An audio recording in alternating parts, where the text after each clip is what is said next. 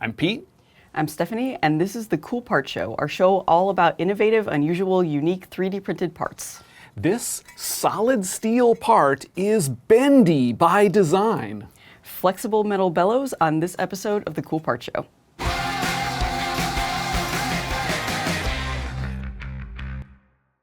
This episode of the Cool Part Show is brought to you by Carpenter Additive. The company's Powder Life solution is a combination of hardware and software technologies designed to help AM users manage their metal powders. Stay tuned after the episode for more on how the system works.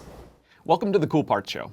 If you like what you see, make sure to subscribe and hit that bell icon on YouTube to get notified about new episodes. Today on the show, we're going to be talking all about these flexible metal bellows. Right, bellows. Here is an example of one made conventionally. A metal bellows is a flexible metal juncture for connecting machine components that need to move relative to one another. So a bellows could be an expansion joint, it could be part of a mechanical seal, it could be a pump component. Lots of different types of machines use different types of bellows, including some very sophisticated machines, but this is a hard component to produce. That's right. So conventionally made bellows like this one, typically you would start with two where sheet metal kind of formed into a cylinder, and then you would kind of like pinch those ridges in using some type of tooling. So this is a process that you are kind of limited to the tooling. So you can't easily produce different variations, make bellows in different diameters, stuff like that, without potentially retooling the entire process. It's a costly manufacturing process. It's a joining process involving tooling, but we met someone who sees metal 3D printing as a way to realize a different, more flexible, more cost-effective way to make metal bellows. Yeah, so let's introduce Günter Kappler. He has a background in mechanical engineering, and he has been working to identify and develop applications for additive manufacturing through his company, Günter Kappler Engineering. So metal bellows or flexible metal components like this are one of those big opportunities.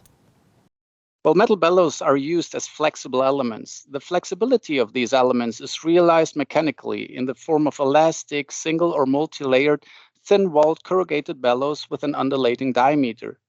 These parts are installed, among other things, as compensators in pipelines for gases and liquid media to compensate for relative movements and vibrations. The relative movements and vibrations occur during operation, for example, due to the unbalance of rotating components, dynamic load changes, moments of inertia, or thermal length changes, or whatever, you name it. Current solutions are highly standardized.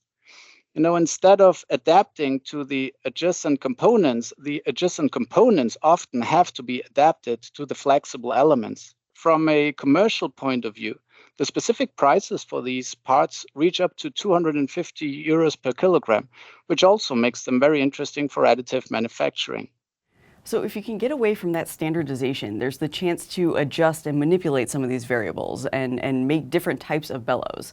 And 3D printing, specifically laser powder bed fusion, is a promising manufacturing alternative. Right, so what do we know about 3D printing? It is a tooling-less process, and getting away from that need for tooling opens up the chance for adaptability, customization. But this is a sophisticated component, a complex component. Like look at this conventional form. This particular challenge is, how do you orient a form like this for 3D printing so that there is no surface presenting overhangs that need support structures? Because in laser powder bed fusion, those support structures could present a challenge to making a part like this. So in the area of thin-walled bellows, support structures are disadvantages in several aspects. First, they add stiffness to the system if they cannot be completely removed. Second, they affect the surface of the highly stressed components, which ideally should be completely smooth. And third, the removal of increased support structures and complex geometries has significant cost disadvantages. So the first development phase focused on building the circular bellows upright.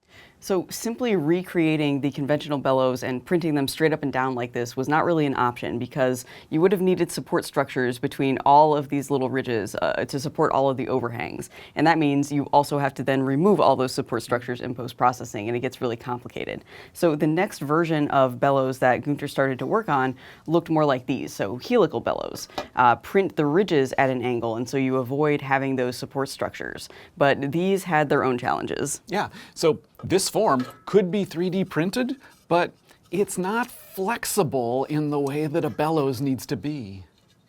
Although this design was undoubtedly the best looking and also achieved significant flexibility advantages, it did not add any value to the state-of-the-art solutions. So the breakthrough came with the realization that the bellows should not be circular. We are accustomed to additive manufacturing being a way that you get away from straight lines and boxy forms, but in this case, a 3D printed square was the answer. Right, so getting past the assumption that bellows need to be round allowed Günter to get to this design, which works as a functional bellows. He also got away from the idea of printing them straight up and down, so these actually get printed on their side at an angle to avoid any potential support structures that might be needed. And figuring out how to do this now opens up other types of design possibilities. So the flexible element is now built up lying down and rotated by 45 degrees. This results in elliptical to rectangular bellows cross sections. Support structures are completely avoided, with the exception of the point fixations on the outer contours of the bellows resting on the powder bed. By using a more rectangular design and a horizontal construction, it was not only possible to avoid support structures, but there was suddenly a great deal of design freedom for the individual design of the bellows with excellent flexible properties. A large number of FEM simulations were therefore performed with numerous geometric detail modifications to the bellows design. Ultimately, the influence of the wall thickness, the bellows height, the bellows length, as well as its geometry, was scrutinized to realize an optimized design. In general, laser powder bed fusion can 3D print a feature without any supports up to an angle of 45 degrees. And so when this form is oriented this way, there is no surface that is more than 45 degrees from vertical. This was made from stainless steel, 3D printed on a machine from SLM Solutions. Günter worked with the Hirschvogel Group, which is an automotive parts producer, to get this made. But of course, it is one thing to design and even manufacture a flexible metal bellows. It's a different thing entirely to put it to the test against a conventional version. Once it was determined that the design could match the properties of the conventional metal bellows, prototype parts were fabricated to test and directly compare them in a vibration test. The objective of the test was to realize the allowable displacement of the conventionally manufactured flexible element of plus minus 10 millimeters for 1,000 cycles without any damage. Both the conventional and the two 3D printed test specimens survived 1,000 cycles without any damage. In addition, the 3D printed specimen were subsequently successfully tested with 50% more displacement over 1,000 cycles. The test provided reproducible results consistent with the previous FEM simulations. Thus, this prototype test was the first functional proof that flexible metallic elements can be manufactured additively. So, functional proof.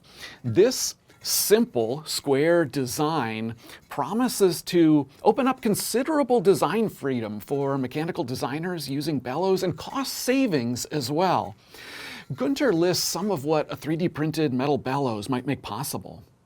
First, you can do any tube diameter. Second, the tube diameter can be variable along the flexible element. Third, you can realize variable specific ductility due to the different bellows heights or wall thicknesses along one element. Number four, the flexible elements can be axial or follow a curved spline. And fifth, you can realize a design with any flanges as an integral part without welding. So there is no need to adapt the pipe system to the compensator anymore, but the compensator is adapted to the given interfaces of the pipe system. And commercially, due to the high specific price of up to 250 euros per kilogram of the conventional bellows, there are already some good applications, even for direct replacements, existing today. However, a significant advantage is that the additive flexible element can be designed almost arbitrarily for any customer requirements. With that last point, Gunter's pointing out how some bellows made conventionally in some systems are already costly enough that additive manufacturing right from the get-go represents a cost savings and potential benefits like adapting the design, customizing the design, all that can come later. Yeah, a lot of times the issue of cost is sort of an argument against 3D printing, but here conventional bellows in a lot of cases are expensive enough already that just changing the process to 3D printing might get you some savings, and then you have these other benefits and advantages as well. All right, these are 3D printed metal bellows made through laser powder bed fusion from stainless steel. This is an example of how 3D printing can be applied to produce flexible metal components. Conventional metal bellows are round. They're typically round because they're made using tooling, and this is the optimum form for that manufacturing process. It turns out there's no reason why they have to be round, and a square profile of the metal bellows produces a form that is conducive to 3D printing. This idea is still in development. Gunter is still going through fatigue testing and some other types of testing for these components, but he's starting to look for the first use cases for parts like this. If you have a machine component, like a bellows, or a linkage, or a carrier, or a bracket that you've made more effectively through additive manufacturing, we live for this stuff. Email us, coolparts@additivemanufacturing.media. And if you want more from this episode, check out the All Access page at thecoolpartshow.com. So signing up is free and easy. Just go to thecoolpartshow.com/allaccess. Thank you for watching. Thanks again to our sponsor, Carpenter Additive. In addition to supplying metal powders, the company also offers services, software, and hardware to help AM users manage their powder. One example is the Powder Life System, a combination of cloud-based tracking software with hardware designed to make powder handling easier. Two key components are the Powder Life Hopper and the automated docking station. Luke Boyer, manager of Powder Life Applications, and Andrew Holliday, applications engineer, explained how the system works. So today, when a user of additive manufacturing is receiving powder, they oftentimes receive it in either 5, 10, 15, maybe a 20 kilo bottle. But they're receiving pallets of them, and you're receiving 10, 20, 50, hundreds of these bottles. The user has to look and segregate and store them appropriately so the bottles don't get mixed up. And it requires a lot of lifting and moving and labor. The components of Powder Life are all based around making powder management systems on the additive manufacturing shop floor easier to use for the operator, cleaner, as well as more traceable. Three of those basic parts of Powder Life are our Powder Life hoppers, or our storage containers for powder. The second would be automated docking systems that allow material to be pushed in and out of machines with no human contact. And the third would be our Powder Life online software system that allows you to trace this powder as it goes through your shop floor. The hardware, the software together just helps really streamline that and improve the final user's experience and let them concentrate on going from design to the part itself. Takes the headache of powder management out of the equation for them.